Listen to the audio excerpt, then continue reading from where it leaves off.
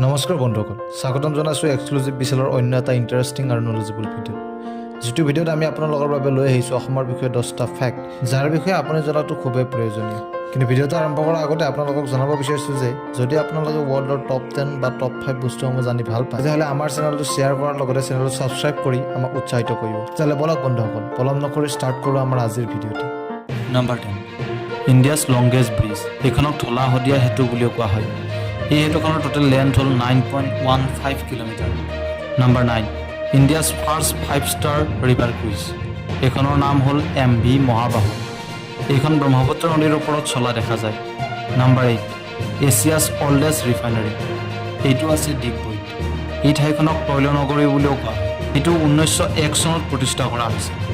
Number 7, India's largest natural জু, আৰু এইখন হ'ল আছাম ষ্টেট জু। এই চিৰিয়াখনৰ টোটেল এৰিয়া হ'ল 432 একৰ্ছ। এইখন কেপিটেল চিটি অফ আছাম গুৱাহাটীত অৱস্থিত।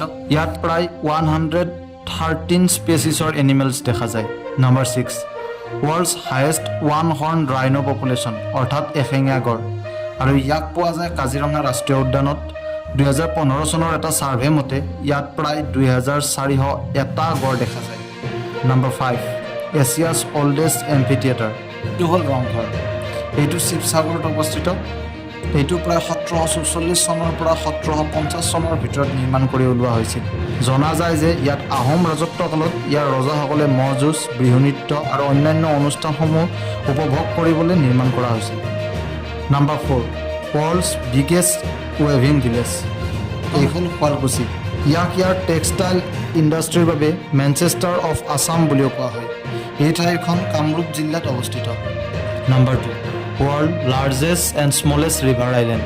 ইয়াৰ ভিতৰত সকলোতকৈ ডাঙৰ নদীদ্বীপটো হ'ল মাজুলী, আৰু সকলোতকৈ সৰু নদীদ্বীপটো হ'ল উমানন্দ। নাম্বাৰ 1, ইণ্ডিয়াছ লাৰ্জেষ্ট শক্তিপীঠ। এইটো হ'ল মা কামাখ্যা টেম্পল, যিটো নীলাচল পাহাৰত অৱস্থিত। পৃথিৱীৰ 51টা শক্তিপীঠৰ ভিতৰত এইটো অন্যতম। যদি ভিডিঅ'টো চাই ভাল পালে আৰু ইনফৰ্মেটিভ পালে, তেতিয়াহ'লে ভিডিঅ'টো লাইক, কমেণ্ট কৰাৰ লগতে চেনেলটো ছাবস্ক্ৰাইব কৰি যাবলৈ নাপাহৰিব। ধন্যবাদ।